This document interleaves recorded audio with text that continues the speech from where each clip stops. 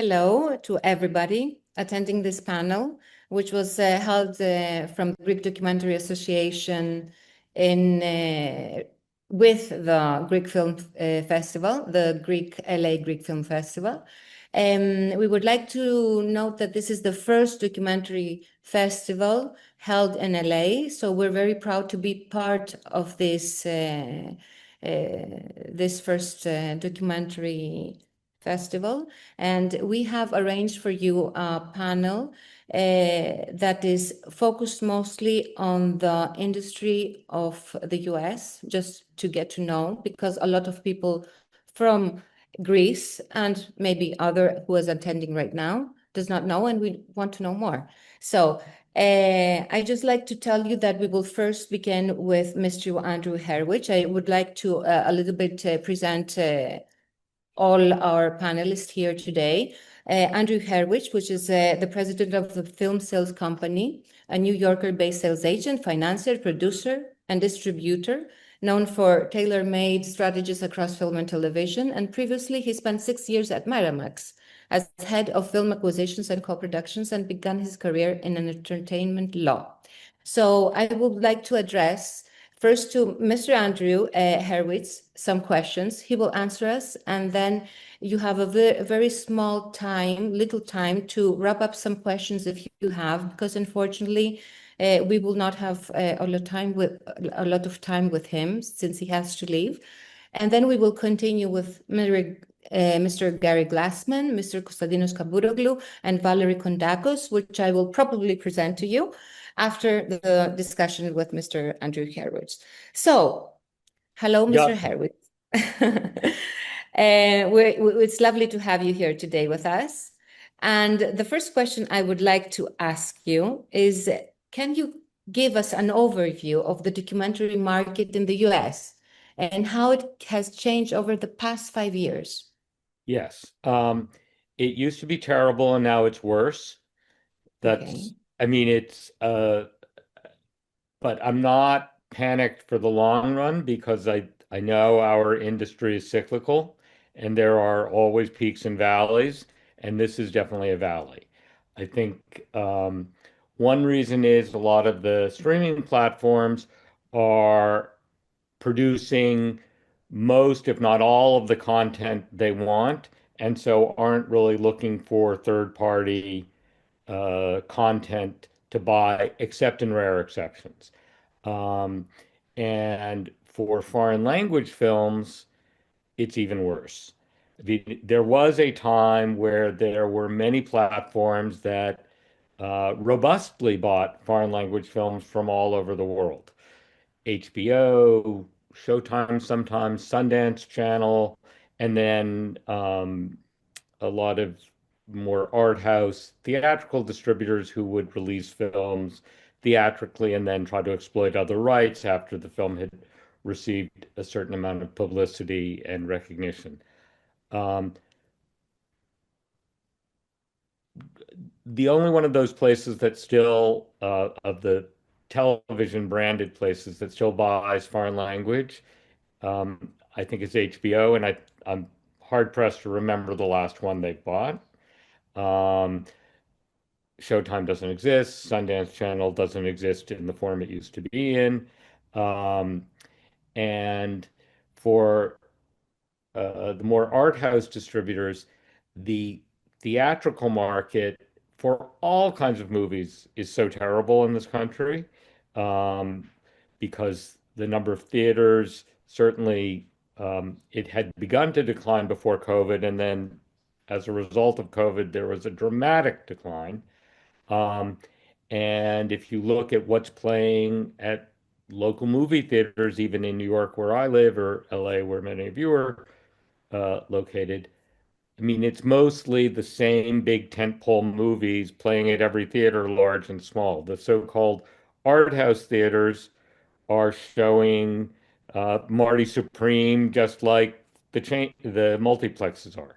So it's a very challenging time for documentaries, for all documentaries, and particularly for foreign language ones. We thought we could hear some good news from big America, but no, You we asked me all to have tell you problems. you asked me to tell you my perspective on Exactly. the reality, not on what I wish. Okay, we'll have another panel for the wishful Yes, thinking and exactly. to design this.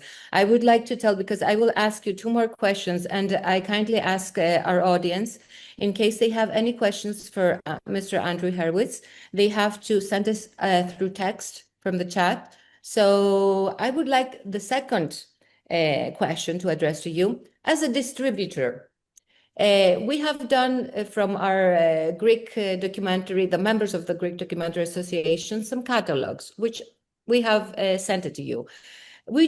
I would like to know um, what is your first impression? Could you also mention some project, or what do you feel our work is? Does it fit for the US market? I would Just tell say us.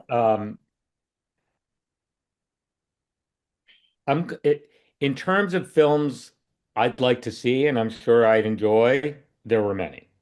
I mean, Okay. across different. I mean, many seemed, you know, maybe some seem slightly more esoteric than what would be my personal taste, but certainly the ones about involving history, many about the arts, many about people's personal journeys. That I find interesting. Um, in terms of the market in this country, I think I didn't see anything that I thought, oh, that's a winner. But it has nothing to do with the fact that they were from, it has something to do with the fact that they were from Greece and presumably in Greek. But it has mostly to do with that the things that are working um, with audiences at, that don't have, I mean, films that are about huge celebrities, there will always be a place for those. So, if you have another Whitney Houston in Athens documentary, somebody would like that. That will sell. So just big names Not and just really known stuff. Not, big for name, example, right, right. Big names not work. Big okay, names. big names. Um, Apart from that, what I in my role as a distributor as opposed to as a sales agent, we do a lot of direct distribution to transactional SVOD and AVOD platforms. So I can Mhm. see in real time real data on what people are engaging with, whether it's one view per month or Okay. hundreds or thousands. And So our the personal thing and stories. the things that work, um, even with different languages, are areas where there's a real niche audience. So, if, for instance, you had a film about, I don't know why this came to me, a farmer who produced raw milk and who believed in the health benefits of raw milk. There's a huge audience that devours, no pun intended, films about food or healthy living or alternative nutritional styles. That sort of film, while it wouldn't be a blockbuster, that would find an audience. Or films about art and design. Not so much painting, not so much a painter who works in a unique way, but um, uh, the process of architecture.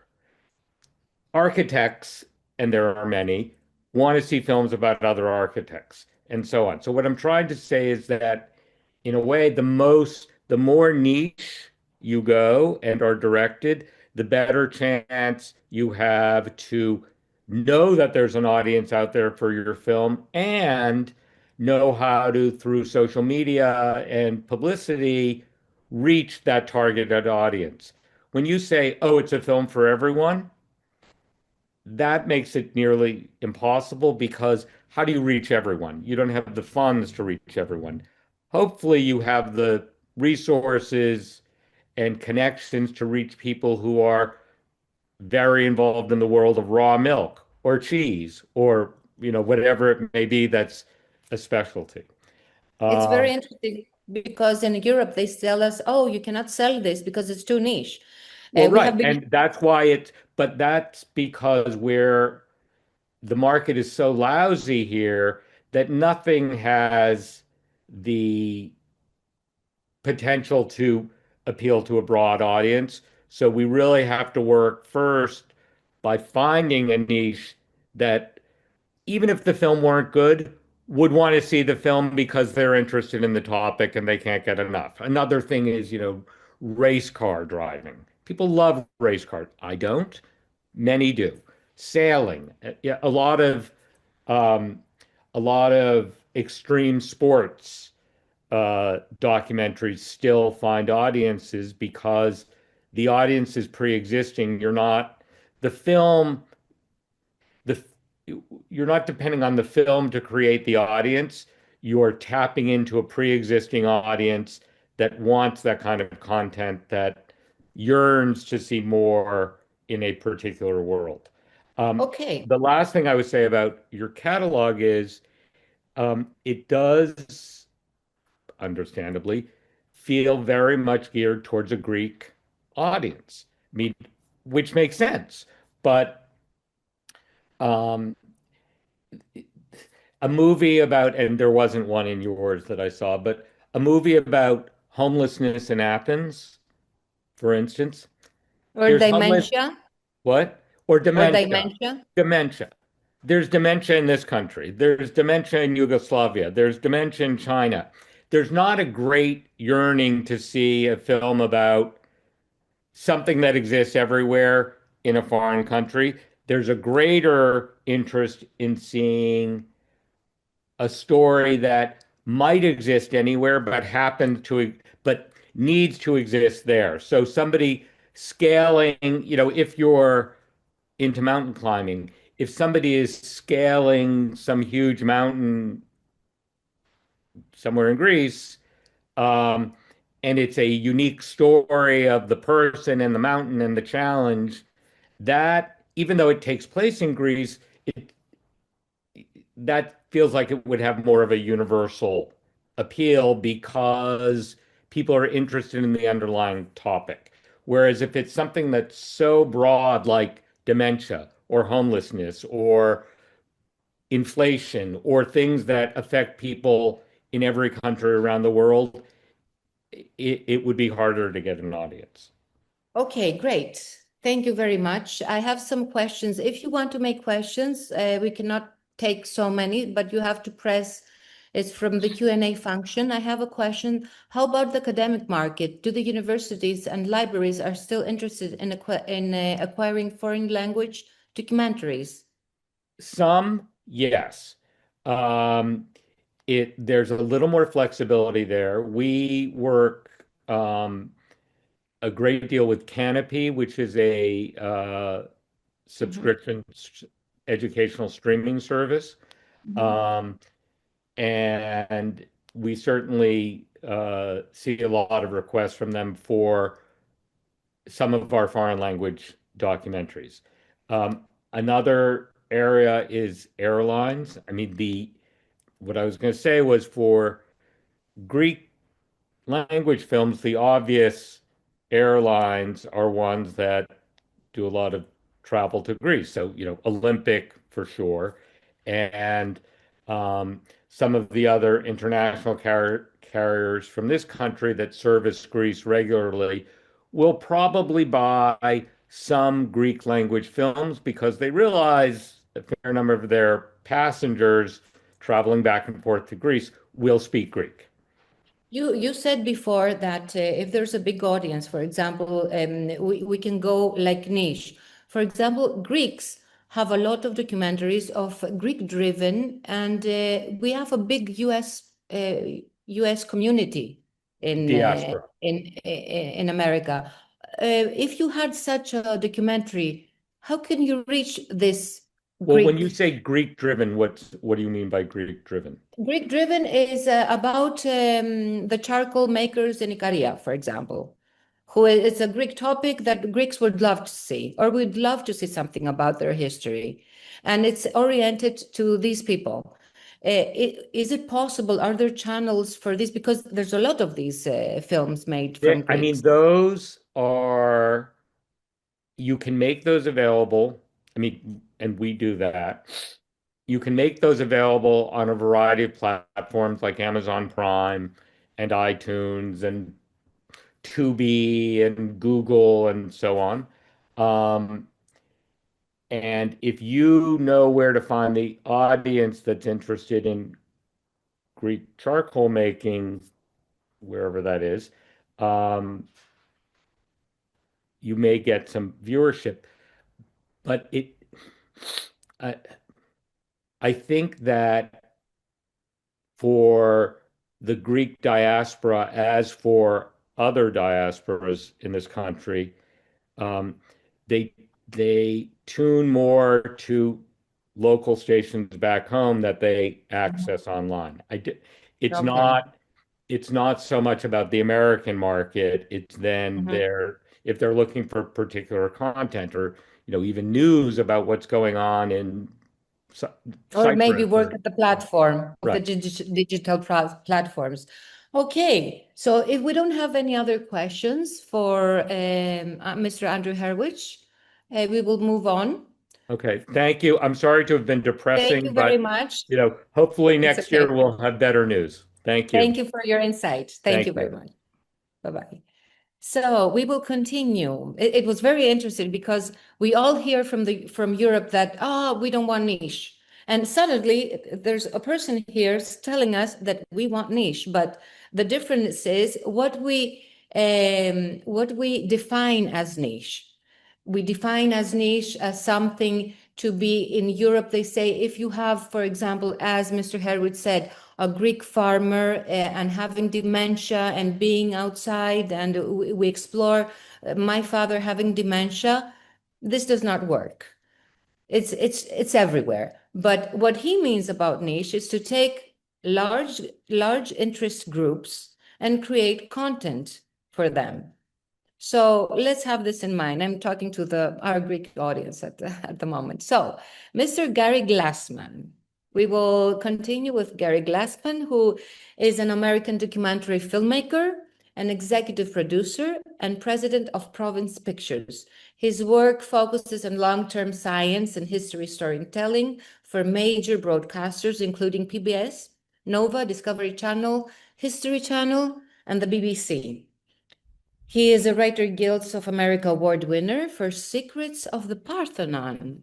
And you have a relationship with Greek. Your descendants are Greek, or your second generation?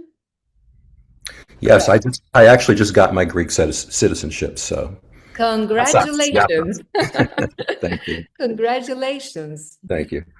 If I may just amplify, Andrew's talk was very good. I think he gave a good perspective on the landscape.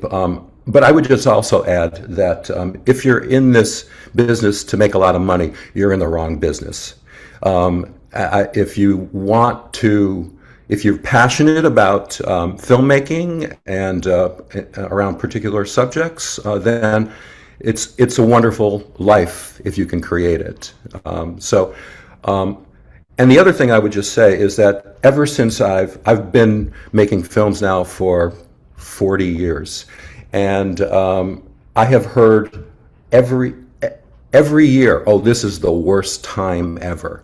But there are always opportunities, and so I just want to, I don't want to be a doom and gloom person. I'd really like to encourage people to follow their passion and go out and make their films.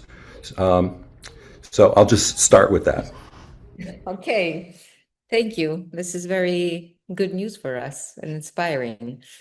I will like to address a little dull question, but it's very important to us. Is okay, we go outside and make movies, but a lot of people has to make a living out of it, and we're trying to find ways to get funded. And we would like to know, for example, what is your funding model is it channel based? Is it private funding? How do you work as a producer? I think my biggest productions have been international co-productions, and to achieve those, you have to have a subject that is going to appeal internationally. So Secrets of the Parthenon is a great example, and I did a whole series called Building Wonders of the World. So they're iconic buildings, the Parthenon, the Colosseum, cathedrals, Hagia Sophia, the Sphinx, many big name buildings, and using those as a way to tell a really interesting engineering and history story that has appeal to people all around the world. So you've got to choose your subjects so that they do have international appeal. The other thing that's great about international co-productions is that what really helps is when you're going to pitch to a broadcaster, let's say, that you've already got some funding behind you. So if you want to, if you've got a subject that has some international appeal from Greece, and you've already got some funding, then it's much easier to approach whether it's PBS or the PBS affiliated series like Nova or Nature or Frontline, then they'll listen to you and entertain the possibility of doing a co-production if you've already got some funding that you're bringing with you. Yes, but unsolicited projects, even though they have some funding, maybe can never reach the door.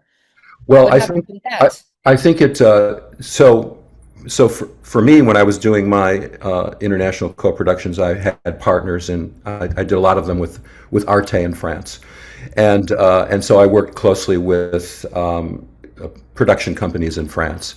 Now that I'm a Greek citizen and a member of the European nations, I could go directly, and I don't have to go through them. But it really does help if you've got a production partner who knows the system. So, I mean, for instance, if you had a project that in Greece that you think would have international appeal, reach out to me or Konstantinos or somebody who's based here in the U.S. And partner with us. Great. We will start ringing the phone. Now you will have 1,000 mails. I'm sure of it. I would like to ask you now, do you think being a producer of documentaries today is more difficult than it was in the past? Well, I don't think so. I mean, for one thing, I'll come back to the actual making of the film. I'm sitting here in Los Angeles. I'm very honored to be part of the Los Angeles Greek Film Festival. I have a little movie that I've made, very little, 33 minutes, and it's very personal. But I'm sitting here, I'm looking out the window at Venice Beach, and my first documentary, I edited right around the block from here. And, I used the best equipment at that time. It was Beta SP. And I used a non-linear, editing system, and I kept my edit decision list on a yellow legal pad. And now I have more power to make films in my pocket than I had back then. So I feel like that is a really that has changed everything. And as Andrew was saying, particularly if you have a very specific passion. I mean, my first documentary was Prisoners, and it did very, very well, and it kind of launched my career. But if you're already part of a community and you've got a passion about it. I mean, I follow all kinds of really passionate people on, Instagram and stuff. There's a woman who like goes in and saves bees, in behind walls in garages, and I mean, I'd watch So anything. we're talking about passion, which we had a discussion also, and I will go to Konstantinos Kabouroglu now, that he declared as a deeply independent producer and director. And I would like to make the same question as the financial model, since you're not like channel based or anything else as we talked. It's about private money based. So tell us about your model. I'm sorry, I didn't say who Konstantinos Kabouroglu is. He's a New Yorker-based independent filmmaker and a media producer and the founder of Goose Films, correct? Gauss Films, okay? With a 3-decade career spanning investigative journalism, documentaries, and digital storytelling. His work explores the heroism and the tragedy of everyday choices. His films include the internationally screened feature documentary, How to Steal a Chair, and the PBS broadcast short to build strong children.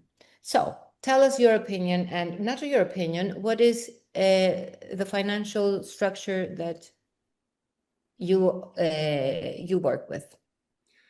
Thank you, Fotini. Very happy to be here. Hi, everybody. Before I begin to answer this question, I feel that I have to just take a second to establish something that's at the heart of the conversation, as far as I'm concerned. And that something is, why do we make films? Like, not why does humanity make films, but each one of us, the ones who choose to be in this insane, completely, backwards model of business and of livelihood, pursuing and all these things. Why do we do this? I'm asking this question, I'm posing this question because it is at the heart of why I do things the way that I do. And it's the reason that a while ago, about 15, 16 years ago, I decided to walk away from being in the ecosystem of PBS mostly and of educational productions here in New York City, where you throw a stone and you'll hit 10 documentary filmmakers. I decided to go it alone because I felt that I needed to, when I'm doing my work, which is never going to be enough to make me rich or sometimes to even make ends meet, at least I would want to be doing all the things that get my juices flowing as a filmmaker. For me, that means figuring out a story to tell, or that I must tell, or that I feel needs telling, and actually doing it, rolling up my sleeves. I direct, I edit all of my work. So for me, it is a very visceral engagement, and it's actually something that I need to do in order to stay sane. Some people have gardens. Some people dedicate themselves in really, numbers-oriented financial careers. Some people have callings and vocations. For me, this is a need, right? Once I recognized that you can't have a linear, very sort of reasonably planned career path in this world, then I figured, since you can't tell the stories that everybody wants, but you have to tell the stories that you want, how do you at least make sure that you make them? So I've separated the two parts of independent filmmaking. The first half is getting the film made, which is a lot of time and it costs money. Even if you're doing most of the work, you have people to pay, you have crews, finishing, composers, online. There's a lot of money, travel. The other half, which is also a big chunk of the money and the mechanism involved, is finding the audience, distribution, marketing, the works, co-productions. So for me, I clarified in my head that I'm going to be making little films or whatever I can make, making some money so that I can then have some funds to produce my bigger work with. Yes, And you're not telling us though the private investing. This is what we well, that's want to where I'm know, the getting at. border. That's exactly what I'm getting at. Making little films has meant for me finding a way to have paying clients. And that was my path from leaving PBS's, model to working directly with corporate entities to work in their communications. I worked for a big Wall Street law firm where I was in-house, and I essentially persuaded them to allow me to make mini documentaries about their pro bono stuff. I was making little films. I was making them the way that I felt they needed to be made, but I was getting paid for them. And eventually I walked away from that law firm and I said, okay, do you guys want to be my clients? I'm starting my own company. And so that immediately became private money paying me. I was putting money aside, and I then turned that money plus some other clients into a big film, How to Steal a Chair. Okay. Do you think That was step one. Step two was, okay. can I find the interest, the subject matter that then coincides with interests that private entities have? And then they will say, okay, we would like you to make a film about this. So that's the model that is not involved in what Andrew Horowitz was talking about. The So niche. we have private investors, say big companies that invest all the money for a documentary accordingly to the thematic. Some corporations will say, I will give 200,000 and you will make me a documentary. All the money, right? This is There's what it is? one asterisk I'm putting there. It's Mm-hmm. not necessarily investing. I agree with everything that Andrew and that Gary said earlier about the landscape. What is emerging is the realization that corporate entities, brands, even big non-entities like foundations, are seeing the benefit of putting money towards the creation, in the sense that this content is serving their purposes, like the branded content. They want conversations to be made, and they want documentation to It's exist it's about like what they're doing. So giving it's something back to society. So or that making sure catalogs of conversations are built, even if they're not investing in them, okay. which is a new concept. Great. So we need to a little bit move forward. Valerie. Valerie is a documentary filmmaking living between Athens and New York. She's the founder of Exile Films and Exile Room and the initiator of the New York Greek Film Festival. Her films, including Queen of Dosh. How did I say it correct, Valerie? Which we all love this film. We cannot hear you. You're muted. You have to unmute. I'm trying. Okay. Queen of the Has Juice. screened widely internationally and went pretty well. So because you have you heard the two models, I mean the two different aspects, we would like to know where you fluctuate between these two. Where is your film like your films have the model we all know, like Greek the ECOME, the Greek Film Center, uh, what we know, or it's something different? Have you placed something different from the US in there, as you know, So as a actually, I partner? didn't get any funding from the US. Okay. It came from Canada. Oh, And it worked really well. Canada's funding, I mean, it was up until I don't know what's going on now, but I mean, with everything that's happening in the world. was it alternative like Costadinos, like a company based or something like channels No, and I state did a agent? normal, I pitched. I pitched You pitched. at Okay. Toronto at the Toronto, yeah, at the Toronto Documentary Film Festival at Hot Docs. And I met there was a producer there who I had been introduced to before, and I kind of, just contacted him before I went. Anyway, so he was on, like he was there. and there were a couple of other people like broadcasters and everything.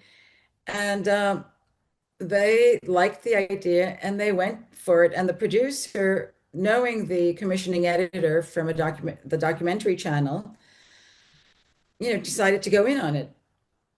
Great. I already had the Greek funding, which is minimal, like Greek television and the film So center. it's the model we know in Greece and with Yeah, it some was pretty, supplementary. Okay, okay. yeah. What is your thoughts about the American industry at the moment? Do you think there's some opportunities or limitations for independent documentaries within the American industry? Tell Well, us your thoughts. I think it's difficult to break into, like, I think one is being a foreign language film, I think is difficult for the American, um, market. But I also think that if you have a good film, it basically will break through somehow. You Okay. do need, like, I mean, films, we tend to think that, good films will never make it. Well, they do. A lot of films don't, but they do. And I think the one thing is that we can't as filmmakers, we have a lot of, independent filmmakers and especially documentary filmmakers. We have a lot on our plate because we have to take care of marketing for a film. We're on top of it. We basically, as the directors and the storytellers, end up being the producers. I think that's probably one of our problems, is that we don't have enough producers that are basically working as producers for documentaries. Because if we had more producers, then the directors would be doing the storytelling and whatever else, the filmmaking, and the producers would be doing basically what it turns out is selling. And a film gets made, but it also has to be sold, just like anything else. You put it on a shelf, it's not going to get, sell. I mean, even in a bookstore, they have to fight for a position on where they're going to put the book so that someone who comes into a bookstore can see it. It's as simple as that. Like, I mean, we don't, I mean, I hate to say this, but we have to think about also the money that goes into it after the film is made.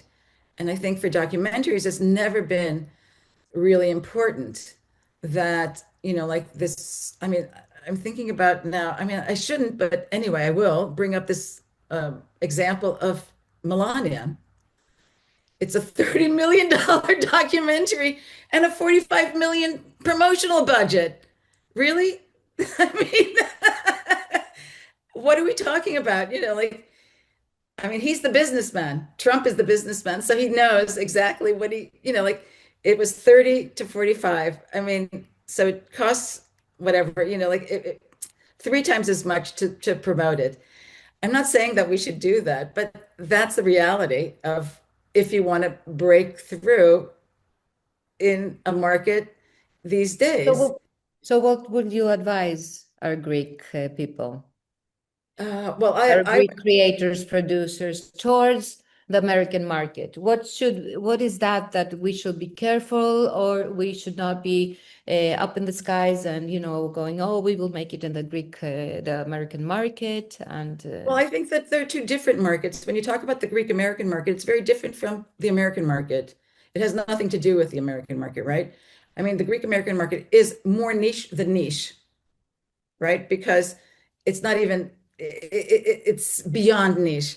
So basically, I think that one is the language that will draw them, and the other thing is, the emotional attraction to seeing something that is Greek and, like that brings them back and means something to them emotionally.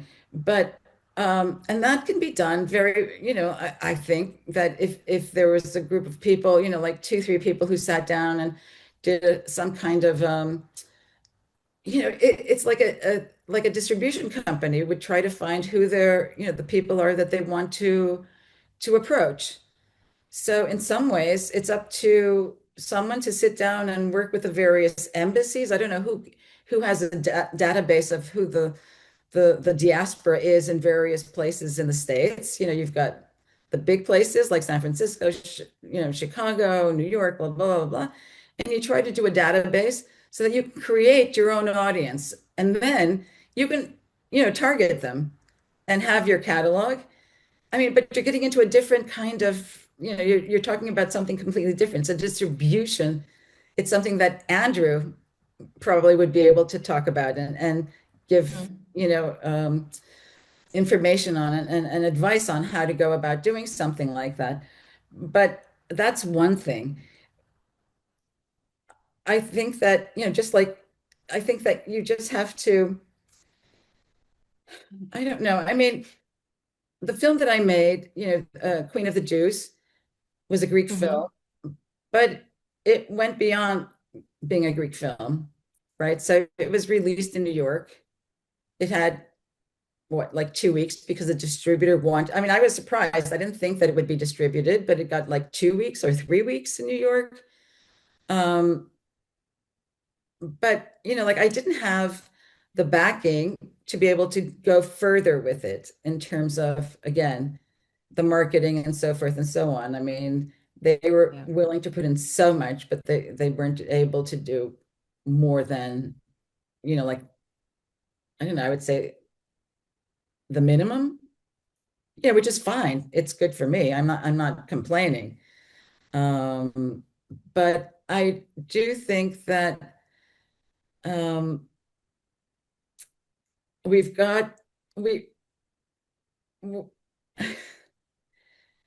have a Greek film office that wants to be part of, that wants to promote its films, but is not willing to put in the extra mile to promote it. So they think that if they basically just fund them, they're okay, and then they can walk on their own. Well, they don't walk on their own. They need a little support to walk beyond, their first footsteps.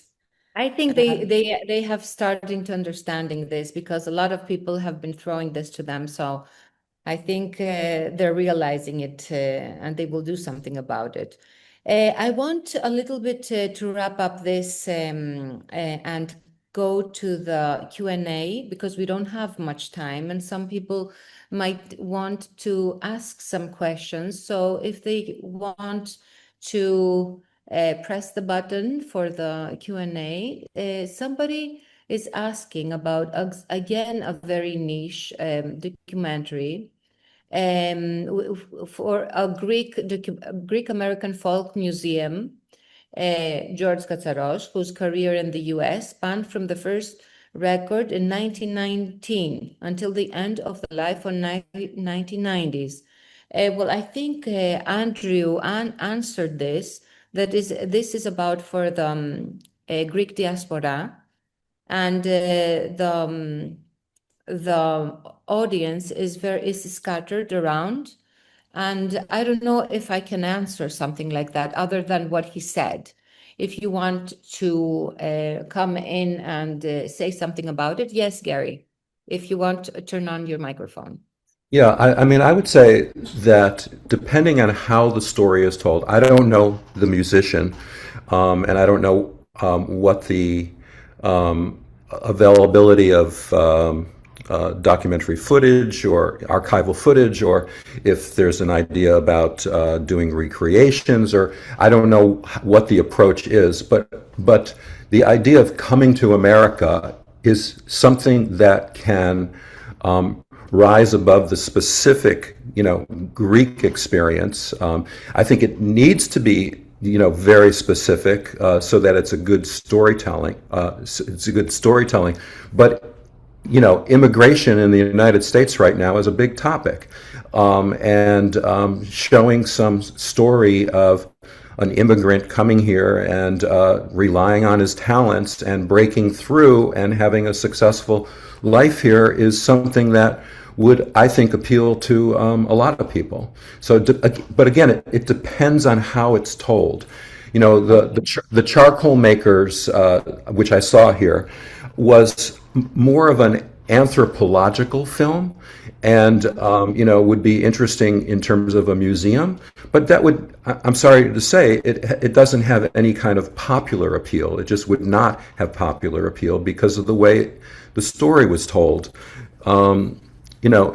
it's I mean the Greeks. I think it was Aristotle who created, said the classic three-act structure. It still works, and you got to be able to tell a good story. Okay, thank you. We have another question for Mr. Kaburoglu Konstantinos. They want to know more about your funding model. Glad you asked. Well, it is in many ways like being on a train and laying the tracks in front of it as it moves, as is most independent art making. So here's the idea. I'm going back to the concept of there being a lot of private money out there. Let's just call it private money. It's corporate, but not necessarily. There's also big foundations that are also private, and private individuals on their boards make decisions about. And then there's very deep-pocketed private individuals who believe in causes or who are involved in causes. Now, if you can understand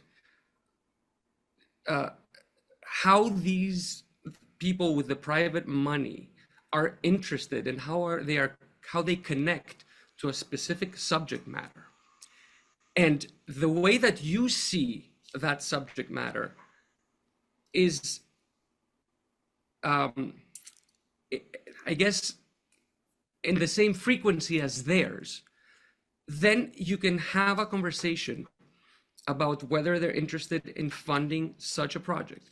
This, of course, is completely vague right now, but then you start thinking about, okay, what are subject matters that I know a lot about? If you know a lot about things, or if you are into certain niche subject matters, then inevitably you start to understand who some of the players are, who are the people who are involved. And again, in theory, there are ways to approach them and to get them to support you. This is what we want to know. How do we approach these people and who they are? There is no formula. If there were a formula, it would be out there and everybody would be doing this. Everybody who knows this world and who has gotten funded or is getting funded by private money to make independent documentary films will tell you that it's never a straightforward path. It's a function of doing your work, getting your work out there, and creating a situation where there is a trust relationship built. I can tell you what the situation is with the film that I'm currently I'm working on two films. I'm finishing one which is as independent as possible, has to do with healing from the trauma of suicide in families. I'm not going to talk about this film. That is a very, very private film. The film that I'm involved with right now, I'm producing and directing it, is a fully funded feature-length documentary that focuses on an ongoing struggle in Greece against the expansion of industrial fish farming. Talk about a niche subject. But I'm not at liberty to give out too much detail about identities of the funders, and but the dynamics has been that I was essentially approached by a person who is in that world, who, seeing my work, and after a couple of years of conversation about the subject matter, not about a film, they said, I think there should be a film made about this, and I think you should be the one to make it. But if you ask me, the honest truth is that in reality, I had been working towards that because I had been having a conversation with someone and I was giving them my honest and direct feedback and input as to how I understand the narrative of this story. At some point, it became evident that I knew enough about it and they trusted me enough that they put two and two together and said, would you like to make a film? But this is not something that you can bet on. I mean, don't hold your breath. It's possible. Maybe doing one makes the next one easier, but the situation is not even if you're in my shoes, the situation is not any less grim than the way Andrew described it at the beginning of this webinar. You still need to somehow find the subject and find the people and build the trust and have the vision and then have the conversation. Okay, even if we made a film, how would we get it to an audience? So all I'm saying is that it's possible.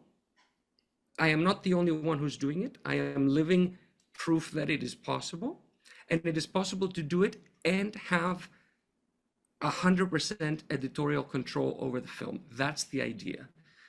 That's the idea That for me. that is what for Greeks is very important, the editorial, the final cut, maybe say, because you know this is if you see the Greek films, most of the directors that do that, the producers, it's they're saying on the cut. But if you go with a big public TVs, big TV channels, and you have many players, they have also the executive directors, they have a saying to it.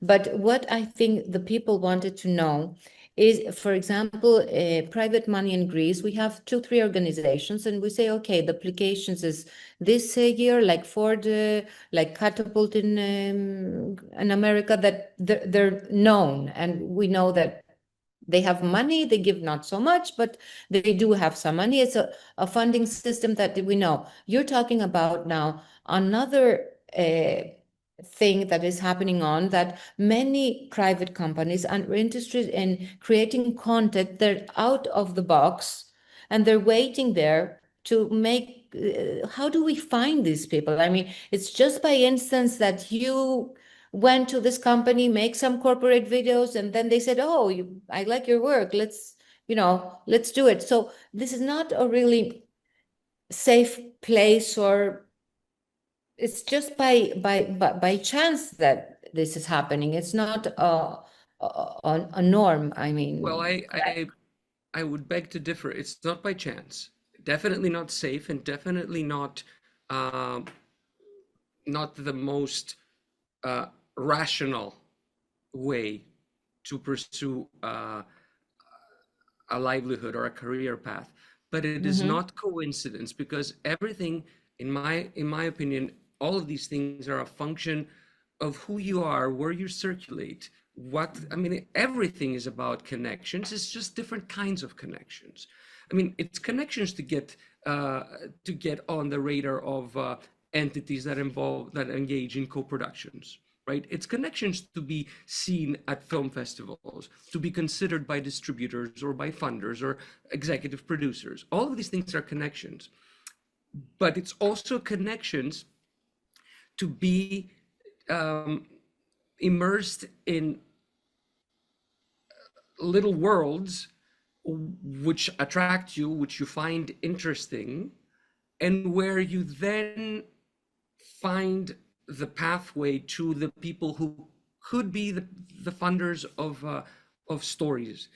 okay. So it's not like I meet somebody at a party and the next week over drinks they give me money to make a film. That's not what we're talking about here. Okay. Now, we have a question for an anonymous person who says something. He asked, how can a US Greek film festival support and promote Greek documentaries? Which it's the festivals to answer. I cannot answer that. If somebody from the festival wants to answer that, or we can go and go to the next one. George Salame.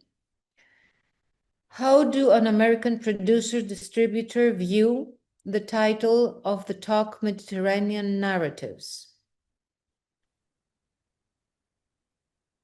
This is a question. How do an American producer distributor view the title of the talk Mediterranean Narratives? Can he explain to us a little bit, because I cannot understand the question. I don't know if you understand this question, but I'm not sure I can understand this question. or something is missing? I would just say that titles are really important, and that's a pretty general title. So that would not immediately attract somebody in sales or producing or whatever. It's my opinion. Okay. So he's talking about the title. Okay. For Valerie, what are your thoughts? Let's say that we have a database of Greek Americans and target them. Would you stream these films via platform or have theatrical screenings?